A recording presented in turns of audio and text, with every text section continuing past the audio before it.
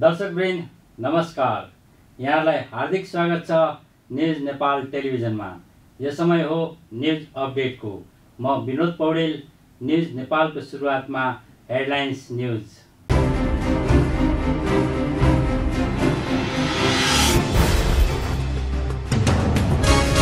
नेपालमा सोमबार थप 476 जनामा कोरोना भाइरसको संक्रमण पुष्टि। संक्रमित मध्ये 3134 जना निको भएर घर फर्किए। चौतर्फी विरोध भइरहेकै बेला अख्तियार विधेयक राष्ट्रिय सभाको कार्यसूचीबाटै गायब। प्रतिनिधि सभाबाट विचार गरियोस् भन्ने सङ्घ प्रदेश र स्थानीय तह सम्बन्धी विधेयक सर्वसम्मतिले स्वीकृत। छिमेकी राष्ट्र चीनसँग सीमामा कुनै विवाद नरहेको परराष्ट्र मन्त्री प्रदीप ग्यावालीद्वारा प्रष्टीकरण। विवाद र राष्ट्रिय सुरक्षाका विषयमा तथ्यमा आधारित भएर मात्र समाचार प्रकाशन गर्न सञ्चार माध्यमलाई आग्रह। भूकम्पका कारण क्षति पुगेको भक्तपुरको 5 तले मन्दिरको जीर्णोद्धारका लागि स्थानीयद्वारा उदाहरणीय योगदान। हालसम्म 45 वटा स्थानीय समूहद्वारा निःशुल्क श्रमदान। देशभर हालसम्म 22% धान रोपाई सकिएको नेपाल कृषि अनुसन्धान परिषदद्वारा जानकारी। 17औं राष्ट्रिय धान दिवसका अवसरमा देशभर रोपाई गरिँदै।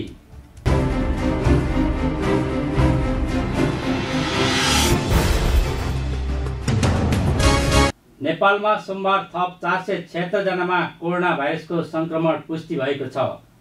मुलुकका विभिन्न स्थानमा रहेका प्रयोगशालामा गरिएको परीक्षणमा पछिल्लो 24 घण्टामा 112 महिला र 364 पुरुष गरी 476 जनामा कोरोना पुष्टि भएको स्वास्थ्य तथा जनसङ्ख्या मन्त्रालयले जानकारी दिएको हो।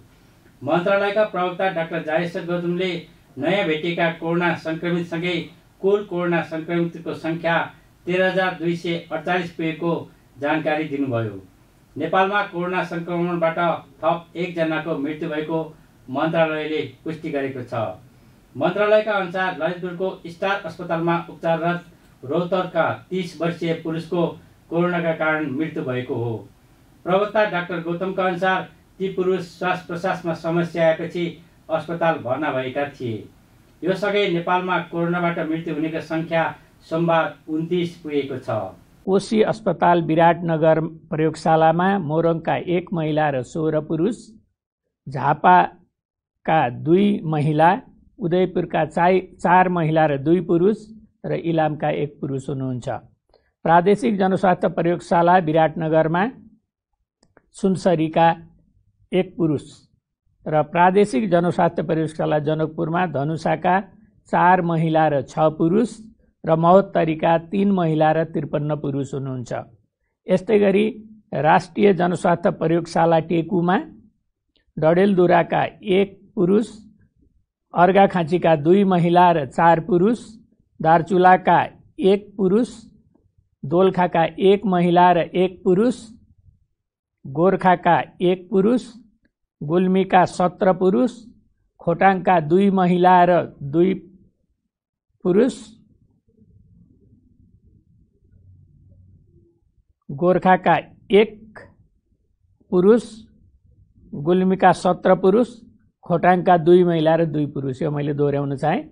रौतहटका 2 महिला र 15 पुरुष र सर्लाहीका 1 पुरुष र सिन्धुपाल्चोकका 1 महिला हुनुहुन्छ। किटजन्य रोग अनुसन्धान प्रयोगशाला हेटौडामा गुल्मीका 20 पुरुष र कपिलवस्तुका 2 पुरुष हुनुहुन्छ। पाटन अस्पताल ललितपुर प्रयोगशालामा धादिङका 1 महिला र ललितपुरका 1 महिला हुनुहुन्छ। त्रिभुवन विश्वविद्यालय शिक्षण अस्पताल प्रयोगशालामा बाजुराका 29 महिला र 34 पुरुष हुनुहुन्छ। पोखरा स्वास्थ्य विज्ञान प्रतिष्ठान पोखरामा कास्कीका 5 महिला, नवलपरासी पूर्वका 2 महिला र 29 पुरुष। यसै गरी प्रादेशिक जनस्वास्थ्य प्रयोगशाला पोखरामा बागलुङका 2 महिला र 27 पुरुष, पर्वतका 2 पुरुष, सल्यानका 1 पुरुष, तनहुँका 3 महिला र 3 पुरुष, लमजुङका 1 पुरुष र म्याग्दीका 2 महिला हुनुहुन्छ। प्रादेशिक जनस्वास्थ्य प्रयोगशाला रूपन्देहीमा कपिलवस्तुका 1 महिला, पाल्पाका 2 पुरुष, प्युठानका 2 महिला र 33 पुरुष, गुल्मीका 1 पुरुष र रूपन्देहीका 4 महिला र 8 पुरुष हुनुहुन्छ। राप्ती स्वास्थ्य विज्ञान प्रतिष्ठान दाङका 7 महिला र 27 पुरुष, कपिलवस्तुका 5 पुरुष र रोल्पाका 1 पुरुष हुनुहुन्छ। कर्णाली स्वास्थ्य विज्ञान प्रतिष्ठान जुम्ला प्रयोगशालामा बाजुराका 11 महिला र 21 पुरुष, रुकुम पश्चिमका 1 पुरुष र सल्यानका 1 पुरुष हुनुहुन्छ। यसैगरी सेती प्रादेशिक अस्पताल प्रयोगशालामा कैलालीका 4 महिला र 13 पुरुष हुनुहुन्छ र डोटीका 9 महिला र 4 पुरुष। आजको जम्मा 463 जना मध्ये 105 जना महिला र 358 जना पुरुष हुनुहुन्छ र आजसम्म संक्रमित हुनेहरूको जम्मा संख्या 12,772 छ। त्यसमध्ये महिला 1,474 र पुरुष 11,298 छ। विगत 24 घण्टामा हाम्रा 22 वटा प्रयोगशालामा 4,962 जनाको आरटीपीसीआर विधिबाट नमुना परीक्षण भएका छन्। यस्तै 2,732 जनाको आरडीटी परीक्षण गरिएको छ। क्वारेन्टिनमा रहनुभएका व्यक्तिहरूको संख्या 61,731 रहेको छ। आइसोलेसनमा रहेका संक्रमित व्यक्तिहरूको संख्या 9,731 छ। त्यस्तै 13 महिला र 108 पुरुष गरी 121 जना बिरामी पछिल्लो 24 घण्टामा निको भई घर फर्केको उहाँले जानकारी दिनुभयो। यसअघि नेपालमा कोरोना संक्रमित मध्ये 3,134 जना निको भएर घर फर्किएका छन्। त्यस्तै हालसम्म पीसीआर विधिबाट 2,23,630 जनाको कोरोना परीक्षण भएको छ भने आरडीटी विधिबाट 2,97,871 जनाको परीक्षण भएको छ।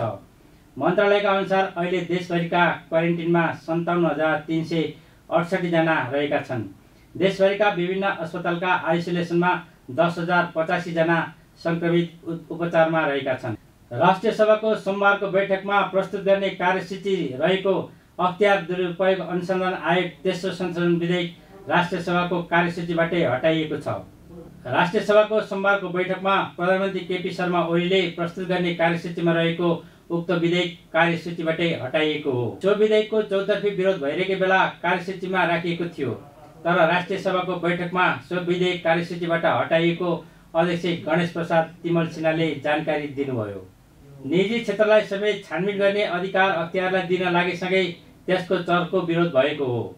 त्यस्तै बैठकले सङ्घ, प्रदेश र स्थानीय तह अन्तर्सम्बन्ध व्यवस्थापन विधेयक 2075 माथि प्रतिनिधि सभाबाट भएको संशोधन उप विचार गरियोस् भन्ने प्रस्ताव सर्वसम्मतिले स्वीकृत गरेको छ। बैठकमा प्रधानमन्त्री केपी शर्मा ओलीका तर्फबाट कानुन, न्याय तथा संसदीय मामिला मन्त्री डाक्टर शिवमाया तुमाम्फेले प्रस्ताव प्रस्तुत गर्नुभएको थियो। बैठकले अर्थमन्त्री डाक्टर युवराज खतिवड़ाले प्रस्ताव गर्नुभएको नागरिक लगानी कोष दोस्रो संशोधन विधेयक 2075 माथि प्रतिनिधि सभाबाट भएको संशोधन उप विचार गरियोस् भन्ने प्रस्ताव पनि सर्वसम्मतिले स्वीकृत गरेको छ। यसैगरी बैठकमा प्रत्यायोजित व्यवस्थापन तथा सरकारी आश्वासन समितिका सभापति रामनारायण भिडारीले राष्ट्रिय महत्त्वका दस्तावेज अभिलेख व्यवस्थापन सम्बन्धी प्रतिवेदन 2077 सभा समक्ष पेश गर्नुभयो। बैठकमा राष्ट्रिय सभा अध्यक्ष तिमल सिन्हाले राष्ट्रपतिको कार्यालयबाट प्राप्त शिक्षा सम्बन्धी केही नेपाल संशोधन गर्न बनेको विधेयक 2076, खेलकुद विकास सम्बन्धी कानुनलाई संशोधन र एकीकरण गर्न बनेको विधेयक 2076 तथा रेडियोधर्मी पदार्थको उपयोग तथा नियमन सम्बन्धमा व्यवस्था गर्न बनेको विधेयक 2077 प्रमाणीकरण सम्बन्धी पत्रको व्यवहार पढेर सुनाउनुभयो। राष्ट्रिय सभाको अर्को बैठक यही असार 17 गते दिउँसो 1 बजेको लागि बोलाइएको छ। परराष्ट्र मन्त्री प्रदीप ग्यावालीले छिमेकी राष्ट्र चीनसँग सीमामा कुनै विवाद नरहेको स्पष्ट पार्नु भएको छ। सोमबार बसेको राष्ट्रिय सभाको बैठकमा विशेष समय लिएर बोल्दै परराष्ट्र मन्त्री ग्यावालीले चीनसँग सिमानामा कुनै विवाद नरहेको प्रष्टीकरण दिनुभएको हो। उहाँले विवाद र राष्ट्रिय सुरक्षाका विषयमा तथ्यमा आधारित भएर मात्र समाचार प्रकाशन गर्न सञ्चार माध्यमहरूलाई आग्रह समेत गर्नुभयो। उहाँले दुई देशबीचको सम्बन्धमा प्रतिकूल असर पार्ने गरी समाचार प्रकाशन नगर्न र यस्ता समाचारबाट भ्रममा नपर्न समेत आग्रह गर्नुभयो। मन्त्री ग्यावालले चीनसँगको सिमानामा 98 सीमा स्तम्भ रहेको तथा भौगोलिक विकटता र दुई देशबीच कुनै विवाद नरहेकाले सीमा सङ्केत चिन्ह 37 र 38 खडा नगरिएको बताउनुभयो। परराष्ट्र मन्त्री ग्यावालले सगरमाथाको उचाइबारे स्नो लाइनलाई आधार मान्ने कि रक लाइनलाई आधार मान्ने भन्ने विषयमा सहमति भइ नसकेकाले छलफल भइरहेको जानकारी दिनुभयो। पश्चिमतिरको भूभागमा त्रिदेशीय बिन्दु तयार भइ नसकेको पनि उहाँले बताउनुभयो। त्यस्तै भारतसँगको सीमा विवाद सुल्झिएपछि तीनवटै देशको सहमतिमा त्रिदेशीय सीमा बिन्दु तयार गर्ने पनि उहाँले बताउनुभयो। उहाँले चीनसँग 2012 देखि रोकिएको प्रोटोकल वार्ता छिट्टै हुने जानकारी दिनुभयो। दुवै देशको बीचमा चाहिँ ज्यादै भौगोलिक दुर्गमताको कारणले विकटताको कारणले त्यो ठाउँमा सीमा मार्करहरू खडा गर्न नसकिने भनेर दुवै देश सहमत भएर त्यसलाई चाहिँ खडा नै नगरिएको हुनाले ती मिसिङ भए, हराइए, ती सीमा सारियो या भत्काइयो भन्ने कुरा त्यो कुनै आधार नै नरहने स्थिति भएको र अन्य कतिपय प्रश्नहरू हामीले त्यसको बारेमा परस्पर छलफल गरेर टुङ्ग्याउन सकिने र दुवै देशको बीचमा त्यस विषयमा निरन्तर छलफलहरू भएको हुनाले यस्ता खालका दुई देशको सम्बन्धमा प्रतिकूल प्रभाव पार्ने खालका समाचार सम्प्रेषित पनि नगर्न र यस्ता भ्रामक समाचारबाट प्रभावित पनि नहुन अथवा यसबाट भ्रममा नपर्नको निम्ति पनि हाम्रो मन्त्रालयले परराष्ट्र मन्त्रालयले स्पष्ट पारिसकेको अवस्था छ। सामान्य अध्यक्षज्यू, म दुई तीनवटा विषय थप यसमा जोड्न चाहँला। नेपाल र जनवादी गणतन्त्र चीनबीच मैत्री तथा अन्य प्रश्नहरूको सन्दर्भमा सन्धिमा हस्ताक्षर गर्न र दौत्य सम्बन्ध कायम गर्नको लागि 1955मा विभिन्न लेभलमा पत्राचारहरू भएर 1 अगस्त 1955मा कूटनीतिक सम्बन्ध स्थापना भएको हो। त्यसपछि नेपाल र चीनबीच 1960 मार्च 21 तदनुरूप विक्रम सम्वत 2016 चैत 9मा सीमा सम्झौता हामीले दुईटा गरेका छौँ, एउटा सीमा सम्झौता, एउटा सीमा सन्धि। तत्कालीन जननिर्वाचित प्रधानमन्त्री बीपी कोइरालाको कार्यकालमा agreement between the government of People's Republic of China and his majesty's government of Nepal on the question of the boundary between the two कन्ट्रिजमा हस्ताक्षर भयो र उक्त सम्झौता अनुसार दुवै देशका प्रतिनिधि सम्मिलित संयुक्त समिति गठन गर्ने र सो समितिले सीमा स्तम्भहरू खडा गर्ने एवं सीमा सन्धिको मस्यौदा तयार गर्ने जिम्मेवारी दिइएको थियो। त्यो अवसरमा चीनले शान्ति तथा मैत्री सन्धि सम्पन्न गर्न समेत प्रस्ताव गरेको थियो र सोही अनुसार सन् 60 को अप्रिल 28मा शान्ति तथा मैत्री सन्धिमा हस्ताक्षर पनि भएको हो र त्यो सम्झौतामाथि आधारित टिम बनाएर त्यसले कायम गर्दै जाने क्रममा नेपाल र चीनबीच 1961 अक्टोबर 5 तदनुसार 2018 साल असोज 19 गते सीमा सन्धि boundary treaty between the People's Republic China and the Kingdom of नेपालमा हस्ताक्षर भएको थियो। यस सम्झौतामा परम्परागत प्रचलित सीमारेखा, संयुक्त रूपमा गरिएको स्थलगत अनुसन्धान तथा सर्वे एवं दुई देशबीच मित्रता, समानता, आपसी लाभ तथा आपसी सम्झौताका आधारमा समग्र सीमारेखा तय गर्ने उल्लेख गरिएको छ।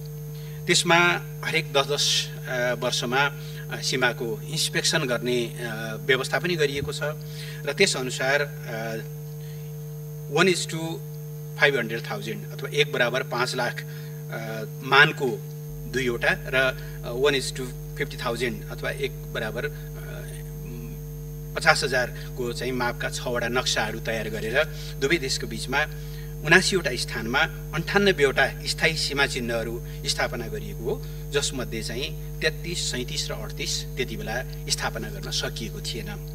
पछाडि 33 नम्बर चाहिँ पछि स्थापना गरियो, तर 37 र 38 तेस्रो इन्स्पेक्सनमा आइपुग्दाखेरि अब यो सम्भव छैन, ज्यादै विकट ठाउँ भएको हुनाले र त्यहाँ कुनै विवाद पनि नभएको हुनाले त्यो दुईटा सीमा सङ्केत स्तम्भहरू चाहिँ खडा नगर्ने भनेर निर्णय गरिएको बेहोरा हो। त्यस्तै गरी यसको पहिलो संयुक्त निरीक्षण 1979 भयो। 1977 मा त्यसको पहिलो संयुक्त निरीक्षण समिति बनेको थियो र त्यसले 1979 मा पहिलो संयुक्त निरीक्षण कार्य सम्पन्न गरेर प्रोटोकल, दोस्रो प्रोटोकल, पहिला सन्धि भए लगत्तै पहिलो प्रोटोकल तयार भएको थियो भनेदेखि दोस्रो प्रोटोकल चाहिँ पहिलो इन्स्पेक्सन पछि, निरीक्षण पछि दोस्रो प्रोटोकलमा हस्ताक्षर भएको छ। बैठकमा उहाँले छिमेकी मुलुक भारतसँग सम्पर्कमै रहेको जानकारी दिँदै कूटनीतिक माध्यमबाटै नेपाल भारत सीमा समस्या समाधान हुनेमा सरकार विश्वस्त रहेको बताउनुभयो। उहाँले 1-2 विवादले दुई देश बीचको बहुआयामिक सम्बन्ध प्रभावित हुन नहुनेमा सरकार सजग रहेको बताउनुभयो। भूकम्पका कारण क्षति पुगेको भक्तपुरको 5 तले मन्दिरको जीर्णोद्धारका लागि स्थानीयले श्रमदान गरिरहेका छन्। 2072 सालको महाभूकम्पका कारण क्षति पुगेको मन्दिरको जीर्णोद्धारको काम हाल द्रुत गतिमा भइरहेको छ। विश्वमा नै ऐतिहासिक रूपमा रहेको 5 तले मन्दिरको संरक्षणका लागि कोरोना त्रासकै बीचमा पनि भक्तपुर जिल्ला तथा भक्तपुर नगरपालिकाका स्थानीय बासिन्दाले निकै उत्साहका साथ श्रमदान गरिरहेका छन्। मन्दिरको पुनर्निर्माणको काम 2076 कार्तिक 20 गतेबाट सुरु गरिएको हो। भक्तपुर नगरपालिकाको पहलमा 5 तले मन्दिरको संरक्षणको काम भइरहेको 5 तले मन्दिर संरक्षण समितिका अध्यक्ष केशव तमखुले बताउनुभयो। कोरोनाका कारण लकडाउन सुरु भएपछि चैत 11 देखि वैशाख 5 गतेसम्म काम रोकिएको थियो। लकडाउन खुल्ने सम्भावना नदेखिएपछि नगरपालिका तथा स्थानीय प्रशासनका समन्वयमा वैशाख 6 गतेबाट पुनः जीर्णोद्धारको काम सुरु गरिएको हो। माथिबाट 5औं तला तथा तलबाट पहिलो तलाको काम असार मसान्तसम्म सम्पन्न गर्ने लक्ष्य राखिएको बताइएको छ। विगतदेखि नै भक्तपुरका मठ मन्दिर, पाटी पौवा, सडक सबैमा भक्तपुर नगरपालिकाले विशेष त जनश्रमदान सहित यहाँको यी संरक्षण कार्य र विकास निर्माणहरू गरिरहेको छ र यसैको सिलसिलामा चाहिँ यो 5 तले मन्दिरको जीर्णोद्धारको कार्य अहिले भइरहेको छ। 2072 सालको भुइँचालोमा देशभरि नै व्यापक क्षति भयो। त्यसमा पनि भक्तपुरमा यो विश्वकै सम्पदाको रूपमा रहेको गातापोलमा 5 तले मन्दिरमा पनि क्षति पुग्न गयो र सँगैको यो भैरवनाथको मन्दिरमा पनि क्षति पुगेको थियो। गत साल भक्तपुर नगरपालिकाकै अगुवाईमा यो भैरवनाथको मन्दिरको संरक्षण कार्य सम्पन्न भइसकेको छ र 23 साल यसको पनि बजेट बन्दोबस्त भएको थियो। तर एउटै परिसरमा एउटै ठाउँमा दुईटा ठुला संरचनाको चाहिँ काम सँगै गर्दा अप्ठ्यारो पर्ने महसुस भइसकेपछि यसलाई यो सालको लागि सारियो र 2076 कार्तिक महिनादेखि कार्तिकको 20 गतेदेखि हामीले यो काम थालनी गरेको हो र यस कार्तिक 20 गतेबाट काम थाल्ने गरिसकेपछि हामीले चाहिँ चैत्रको 11 गतेसम्म आइपुग्दा देशमा कोरोनाको महामारीले गर्दा लकडाउन सुरु भयो र लकडाउनको कारणले यसमा बिचमा कार्तिक चैत्र 11 गतेदेखि वैशाखको 5 गतेसम्म यो काम रोकियो र त्यसपछि पनि लकडाउन खोलिने अवस्था नदेखिएपछि हामीले नगरपालिकासँग अनुरोध गरेर र यहाँको स्थानीय प्रशासनसँग समन्वय गरेर यो कामलाई वैशाख 6 गतेबाट पुनः निरन्तरता दियौँ र अहिले हामी यो पुनर्निर्माणको अन्तिम चरणमा यो 5औं तल्लाको माथिबाट 5औं तल्ला तलबाट पहिलो तल्लाको काम चाहिँ हामी यो असार मसान्तसम्म सकाउने लक्ष्यसहित काम गरिरहेका छौँ। सांस्कृतिक सम्पदाको निर्माण तथा संरक्षणमा भक्तपुरका स्थानीयले श्रमदान गर्नु परम्परा जस्तै रहेको उहाँको भनाइ छ। उहाँले 5 तले मन्दिरको जीर्णोद्धारको काम भइरहँदा हालसम्म 45 वटा समूहले निःशुल्क रूपमा श्रमदान गरेको जानकारी दिँदै जनश्रमदान सम्पदा संरक्षणमा कोसेढुङ्गा नै मान्नुपर्ने बताउनुभयो। यसले सम्पदा संरक्षणमा जिम्मेवारी बोध गराउने उहाँको भनाइ छ। देशभर हालसम्म 22% धान रोपाइसकेको नेपाल कृषि अनुसन्धान परिषदले जानकारी दिएको छ। सोमबार 17औं राष्ट्रिय धान दिवसको अवसरमा कृषि अनुसन्धान परिषदले काठमाडौँको खुमलटारमा आयोजना गरेको रोपाइँ कार्यक्रममा देशभर हालसम्म 22% धान रोपाइसकेको जानकारी दिएको हो। यस वर्ष समयमा नै मनसुन सुरु भएकाले विगत वर्षहरूको तुलनामा उत्साहजनक रूपमा रोपाइँ भएको परिषदका मुख्य वैज्ञानिक तथा निर्देशक हरिकृष्ण उप्रेतीले बताउनुभयो। त्यस्तै मौसम अनुकूल भए यस वर्ष 15 लाख हेक्टर क्षेत्रफलमा धान रोपाइँ हुने अनुमान गरिएको उहाँको भनाइ छ। हालसम्म नेपालको उच्च पहाडी क्षेत्रमा 40% रोपाइँ सकिएको तथा मध्य पहाडी क्षेत्रमा सुरुवात भएको र तराईमा रोपाइँको मुख्य सिजन अब सुरु हुने उहाँले बताउनुभयो। त्यस्तै उहाँले धान रोपाइँको समयमा नेपालमा सलह किरा प्रवेश गरेको भन्दै सलह किराबाट धानको बिउ जोगाउन किसानसँग आग्रह गर्नुभएको छ। हिजोको डाटासम्म हेर्दाखेरि हामी करिब 22% सालाखाला नेपालको चाहिँ 22% जति चाहिँ रोपाइँ भइसकेको छ विगतको वर्षको तुलनामा यो चाहिँ अलि उत्साहजनक नतिजा हो, किनभने अहिले समयमै पानी परेको छ र यही हिसाबले हाम्रो वर्षाको चाहिँ यही हिसाबले हाम्रो पर्यो समयमा पानी पर्दै गयो भने हाम्रो चाहिँ जति पनि धान खेती गरिने क्षेत्रहरू छ त्यो सबै चाहिँ करिब रोपाइँ हुने सम्भावना देखिन्छ। भनेको करिब 15 लाख हेक्टर टन के अरे 15 लाख हेक्टर जमिन चाहिँ हाम्रो चाहिँ रोपाइँ हुने सम्भावना देखिन्छ। अहिलेसम्म 22% भएको छ। अब यो चाहिँ यो ट्रेन्ड चाहिँ अझ बढ्दै जान्छ र मुख्य सिजन चाहिँ अब तराईमा चाहिँ मुख्य सिजन बल्ल सुरु भएको छ। पहाड र उच्च पहाडमा चाहिँ उच्च पहाडमा त अलमोस्ट 40% जति भइसकेको छ भने मध्य पहाडतिर चाहिँ भर्खर सुरुवात भएको छ। तराईमा अझै पनि बाँकी छ तर सुरुवात गर्नलाई। अब यो आज यो असाढको 20-22बाट चाहिँ मेन सिजन सुरु हुन्छ तराईतिरको हिसाबमा। सलहले अब अहिले चाहिँ मुख्य हामीले विचार गर्नुपर्ने धानको ब्याड जोगाउनु पर्ने, नर्सरी बेर्ना जोगाउनु पर्ने हुन्छ सलहको केसमा।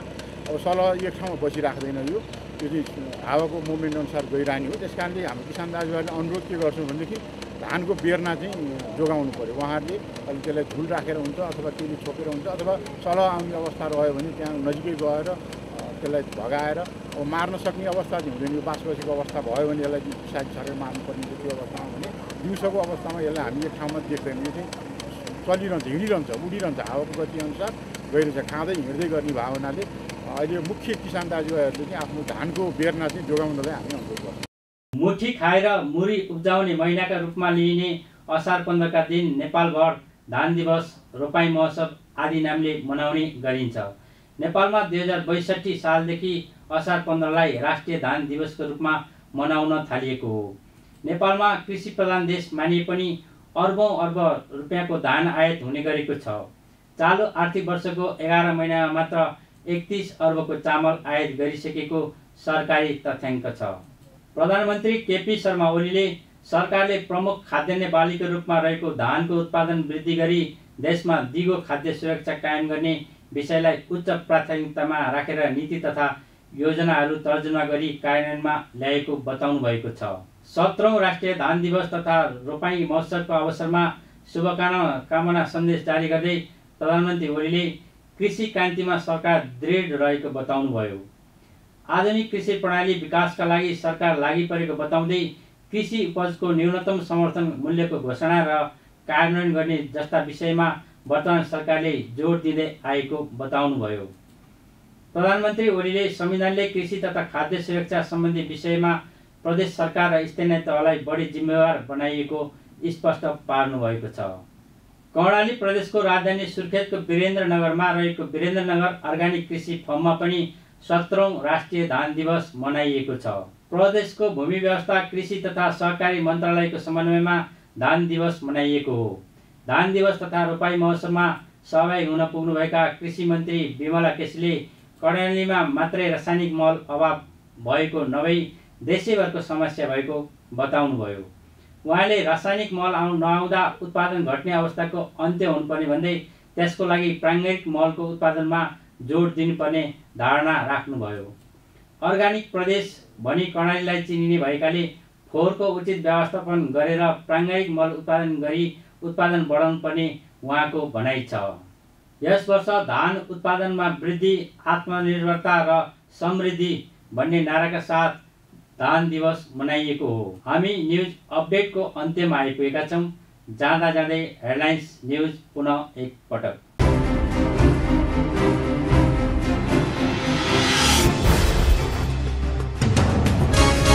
नेपालमा सोमबार थप 476 जनामा कोरोना भाइरसको संक्रमण पुष्टि। संक्रमित मध्ये 3134 जना निको भएर घर फर्किए। चौतर्फी विरोध भइरहेको बेला अख्तियार विधेयक राष्ट्रिय सभाको कार्यसूचीबाटै गायब। प्रतिनिधि सभाबाट विचार गरियोस् भन्ने सङ्घ, प्रदेश र स्थानीय तह सम्बन्धी विधेयक सर्वसम्मतिले स्वीकृत। छिमेकी राष्ट्र चीनसँग सीमामा कुनै विवाद नरहेको परराष्ट्र मन्त्री प्रदीप ग्यावालीद्वारा प्रष्टीकरण। विवाद र राष्ट्रिय सुरक्षाका विषयमा तथ्यमा आधारित भएर मात्र समाचार प्रकाशन गर्न सञ्चार माध्यमलाई आग्रह। भूकम्पका कारण क्षति पुगेको भक्तपुरको 5 तले मन्दिरको जीर्णोद्धारका लागि स्थानीयद्वारा उदाहरणीय योगदान। हालसम्म 45 वटा स्थानीय समूहद्वारा निःशुल्क श्रमदान। देशभर हालसम्म 22% धान रोपाइ सकिएको नेपाल कृषि अनुसन्धान परिषदद्वारा जानकारी। 17औं राष्ट्रिय धान दिवसका अवसरमा देशभर रोपाइ गरिँदै।